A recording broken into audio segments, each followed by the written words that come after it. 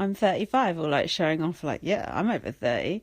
And then he was going to Chloe, oh, I'm sure you're, very well travelled. You're a businesswoman. Businesswoman?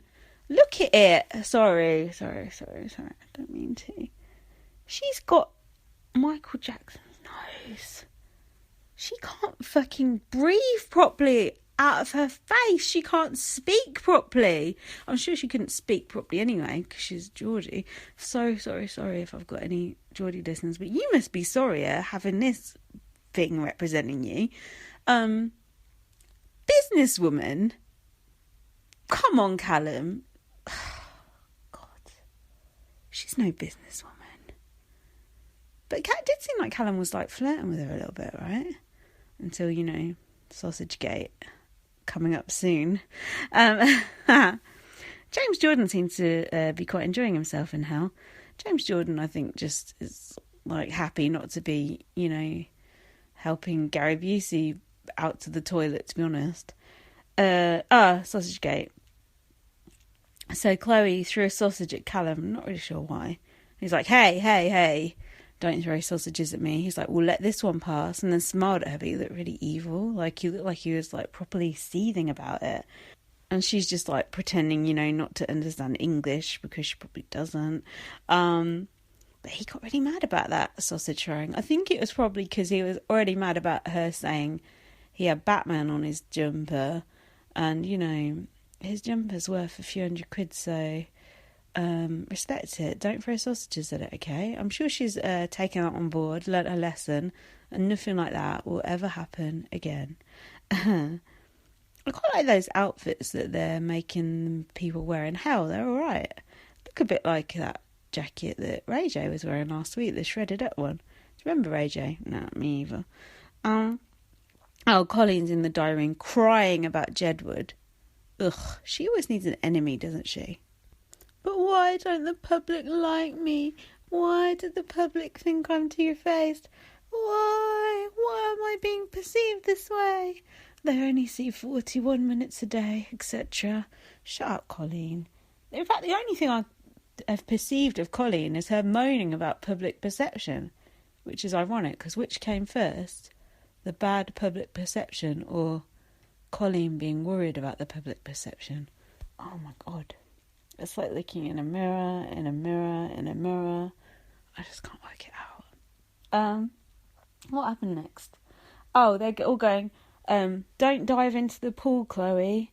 Do dive into the pool, Chloe. Dive in head first. Oh, God. Then we had a whole Splashgate thing. I think this was like my lowest point, my lowest CVV 2017 point so far, when Kim was annoyed about being splashed and Chloe was...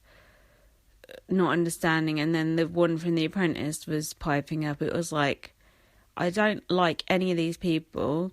It's like in The Walking Dead when they do a storyline with all new people. It's like, I have nothing invested in any of these people, and now they're arguing with each other, or one dies. I don't give a fuck. I don't know who you are. Why am I watching this? What about the people who I've invested in for 10 days? What about fucking Austin, who's like virtually an alcoholic because of Big Brother, and now you're showing me Kim having a go at someone off Kim from How Clean Is Your House having a go at someone off Geordie Shore with someone off The Apprentice piping up. Don't care, not interested. Kim was in the wrong, Geordie Shore was in the wrong, her from The Apprentice was just being annoying as fuck.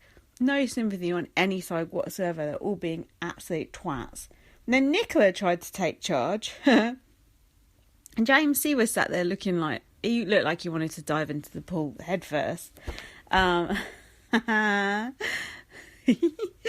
Kim turned around to that Jessica and went, I think you're a little bitch. Oh dear. Listen now, dear. You must respect the people in the house. I can't even do a good impression of her. All my impressions are fucked. I've not had a good impression since Huey. Just like Luke Hempner or whatever he's called off of Bots. You tick cunt. So the housemates from hell, apart from these other ones, were allowed to come into the house to collect their essential items, but they were not allowed to talk. They talked the entire time. and they were definitely not allowed to take any food back with them.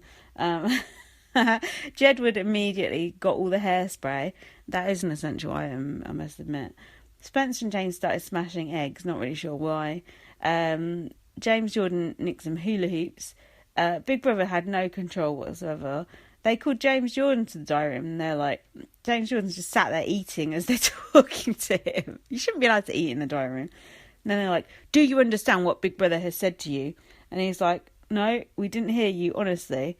And Big Brother's like, you got to stop and doing that. And James Jordan's like, you got no chance. And then Big Brother's like, well, then do it! Like, proper shouted at him. And James Jordan was like looked all shocked because it was quite funny. But then he did go out and, like, started telling the others off and, like, being, like, Big Brother's bitch. So telling them, like, the ringleader off like that and then getting them to go and control the others does actually work. And Spencer's like, Big Brother's so stupid. And like, well, yeah, Big Brother is pretty stupid. But he's stupider. Us fucking muggy cunts watching it. And people podcasting it, well, for fuck's sake. I've actually wasted pen ink on this shit. Oh, this was funny. Fucking Gobby from Geordie Shore got out of the bath and, like, was trying to put her clothes on. And she just took her top off. And Callum and Jamie like, oh, cover yourself up. Oh, my God. Oh, we've never seen a pair of boobs before. Oh, we don't want to be disrespectful. Oh, have some respect for yourself.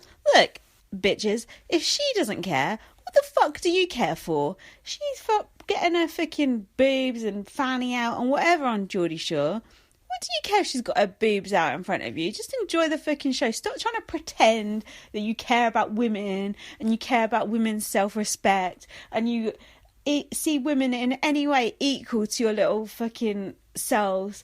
We all know what footballers think about women and we know what Callum Best thinks about women, so don't pretend that you're bothered about trying to reserve Chloe's fucking dignity. She don't have any dignity. She's like a 99p shot Charlotte Crosby without the bedwetting, I hope. You know, don't fucking try and pull the wool over our eyes. We're not that stupid. Although, actually, we are. One of you will probably win, so forget everything I just said. Although, and this is a good point, I think, probably the only salient point that I'll make during this podcast. The only good thing about having Chloe in that house, and it is the only good thing, is the way she acts holds a mirror up to the housemates. So the way they deal with her and how vulgar and everything else she is reveals a lot about them, especially with Callum. And when she's like really indiscreet and she just asks them like really, I remember Charlotte Crosby used to do that, just ask people like really inappropriate questions and things like that. The way that the other housemates handle that and handle her just shows you another side of them, which, because they had got comfy in there and now they're out of their comfort zone, especially James C. So I think that is one good thing. She shines a light on the other housemates with whether they sort of go along with her, like dragged into her stuff, or if they're like totally disgusted with her. It tells you more about them than it does about her. That might mean that tells you more about me, the way I'm reacting to her. Oh shit. Oh God. I hope there's no psychologists out there. So back in hell, Spencer's trying to shore up an alliance. Spencer loves an alliance. He's going, they're not my mates, they're competitors, like about the other people in the house. It's us versus them. Spencer just loves a feud. And Heidi's like, oh, well, it's not us versus them. He's like, it is right now. He absolutely loves it. Jedward were not impressed to be woken up in the night by Jasmine. I think it was like 4:30 in the morning. They're like, you're 35 years old. You need to grow up. If Jedward are telling you to grow up, so take a good long look at yourself. That bedroom now, the main bedroom, not the hell bedroom. People trying to get through there at night in the dark. There's like suitcases literally all over the floor. Do you remember Mario you know Lisa Appleton, right? From the Daily Mail Sidebar of Shame. Remember Mario, who was with her in the Big Brother house? He had that fake wedding, and you remember. He used to be obsessed with trip hazards. If he was in the Big Brother house now and he saw all those suitcases, clothes, trainers, fucking hairspray, God knows what, probably fucking dildos, all over the bedroom floor, he would be absolutely disgusted, and he'd have every right to be. Unfortunately, Jamie O'Hara, when he was trying to tiptoe over to Bianca's bed to give her a goodnight kiss, didn't fall flat on his face and break his nose. I don't think they snogged. I think it was just a goodnight kiss. But either way, he is a sleazy little fanny rat. Okay, so on to Sunday night show. That's the night. Whoop. Jedward got their revenge in the morning, trying to wake Jasmine up. I think they were like waving some peanuts in her face and said they're the only nut she's going to be getting in hell. That's quite funny. Spidey seems to be living the life of Riley in hell. I think they quite like it. Kim was moaning about Chloe already. Well, I know you feel. Callum was giving Jessica a massage. Oh, he's so smooth. What a ladies' man. And Chloe's like, can I have a massage? I'm like, oh, God, okay. Jasmine's just, like, pissed off because there's no one to flirt with in hell. Well, there wasn't. I like Jedward versus Jasmine. I think that's fun. I like how annoyed she is with them. Kim said she was upset with Chloe because she said she doesn't wear knickers and she doesn't have a bath. Okay. And then James C. said she's got a sad life ahead of her. This is a bit pompous. Then there was a task set in Purgatory where there was like the names of the housemates on the wall, and not the names, words to describe the housemates on the wall, and they had to say who said what about who. Jasmine said this looks legitimately like one of my ex's houses. Okay. Is that Lee Ryan or one of Jedward was covered in mud for some reason, and he said I look like a massive turd. Well, Spidey said the skeletons in here have more banter than Colleen. And Jedward said Colleen needs a thicker skin like us. It's true, she actually does, and she said you're right, and I think she actually meant it. So in the words they used to describe each other, Jedward seemed to know the housemates better than all the others, which is true. That doesn't make sense, you know what I mean. Spidey were described as controlling and disappointing. I'd agree with that. Oh yeah, and then Stacey said Jedward were was it wannabes or something? And then Jedward were like, we're famous off our own merit, we're not just married to a footballer. I thought that was a very good point. They were famous off their own right. And Spencer said something about Callum's mummy. I just like the way he said mummy. So Jedward won the task. They were released from hell. They showed Heidi saying Jedward are great singers. They have awesome hits that would easily make the top, whatever it is these days. So Jedward sent to hell James C. They said he's tough. It's like Game of Thrones down there. Fucking hell. I think even Game of Thrones has got more budget than it. 10 million times more budget than CBB. They said we can't.